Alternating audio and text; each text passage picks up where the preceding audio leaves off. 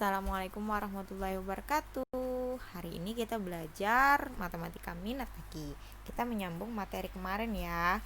Itu limit fungsi trigonometri cara pemfaktoran. Apa bedanya dengan cara substitusi? Kemarin kan kita sudah belajar itu cara substitusi. Nah, cara pemfaktoran ini digunakan jika ketika kita mensubstitusi langsung dalam soal limit tersebut ternyata menghasilkan 0/0 atau bentuk tak tentu. Ini berarti bukan itu jawabannya, itu salah kalau 0/0. Kita harus menggunakan cara lain untuk menyelesaikan limit tersebut. Bisa menggunakan pemfaktoran, bisa menggunakan sifat limit. Sekarang cek lagi ke bentuk fungsinya. Nah, di sini bentuk fungsinya biasanya pecahan. Nah, kalau pecahan tersebut bisa disederhanakan menggunakan identitas trigonometri, maka pasti sudah limit tersebut dapat diselesaikan dengan cara pemfaktoran. Oke, kita lanjut ke contoh soalnya. Diberikan contoh limit X mendekati pi/2 dari 1 dikurang sin X per cos kuadrat X.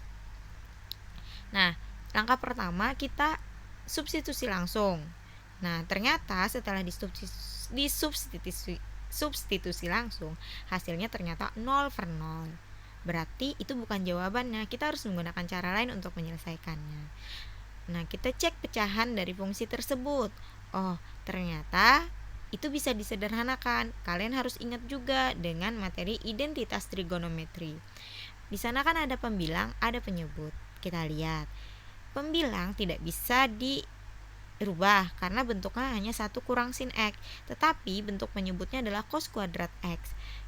Cos kuadrat X bisa kita rubah menjadi 1 dikurang sin kuadrat X, ya kan? Sekarang kita ke langkah ketiga. 1 kurang sin kuadrat X itu bisa disederhanakan lagi menjadi 1 dikurang sin X dikali 1 ditambah sin X. Nah, dalam pemfaktoran ini kalian harus bisa menemukan unsur dari pembilang dan penyebut itu harus ada yang sama supaya bisa dibagi. Kalau tidak ada yang sama, berarti jalan yang kita lakukan itu salah.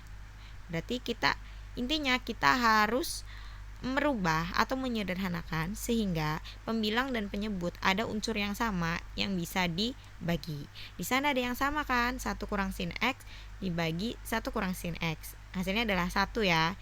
Jadi sisanya adalah limit X mendekati pi/2 dari 1/1 tambah sin X. Kalau sudah ada yang dicoret, baru kita masuk ke substitusi langsung lagi. Nah, X-nya kita ganti dengan pi/2. pi/2 itu adalah 90 derajat. Jadi 1/1 ditambah sin 90. Sin 90 berapa anak-anak? Sin 90 adalah 1. Jadi hasilnya adalah 1 bagi 1/1 tambah 1 atau 1/2. Paham anak-anak? Oke, kita lanjut. Untuk lebih paham lagi kita lanjut ke contoh selanjutnya. Ini contoh 2. Kalian disuruh menentukan nilai dari limit X mendekati 0 dari sin 2X per sin X. Ya, sama seperti tadi. Kalau kita substitusikan langsung, hasilnya pasti 0/0. Maka kita harus menggunakan cara yang lain, ya kan? Nah, di sini sin 2X dibagi sin X. Yang bisa disederhanakan adalah pembilangnya, sin 2X. Sin 2X itu bisa kita rubah menjadi 2 sin X dikali cos X. Ya, sin X sama sin X bisa dibagi ya. Jadi sisanya adalah limit X mendekati 0 dari 2 cos X. Nah, baru kita substitusikan langsung. X-nya itu kita rubah menjadi 0. Cos 0 itu berapa anak-anak? Masih ingat? Iya, cos 0 adalah 1. Berarti hasil akhirnya adalah 2 kali 1. 2 kali 1 adalah 2. Oke, kita lanjut ke contoh terakhir. Nah, ini bentuknya agak rumit sedikit ya daripada 1 dan 2. Tentukan nilai dari limit X mendekati pi/4 dari 1 kurang tan X dibagi sin X dikurang cos X. Sama, langkah pertama kita harus mensubstitusikan. Nah, setelah disubstitusikan, oh ternyata hasilnya 0/0 lagi. Berarti kita harus menyelesaikannya dengan cara yang lain. Kita cek. Nah, di sana ada penjelasannya. Dengan cara faktorisasi ternyata. Nah, Kita cari hubungannya antara tan, sin, sama cos. Yang bisa dirubah hanya tan. Tan itu bisa dirubah menjadi sin per cos.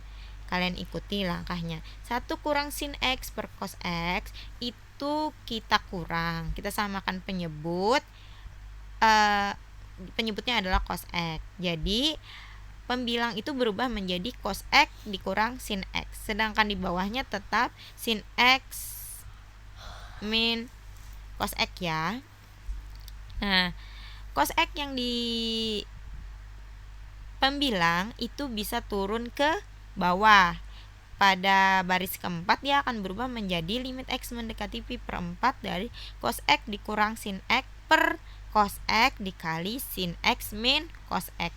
Cos X yang di bawah itu adalah cos X-nya pembilang yang di atas. Nah, selanjutnya itu belum ada yang bisa dicoret kan, karena di atas adalah cos X min sin X, di bawah sin X min cos X, dia berbeda.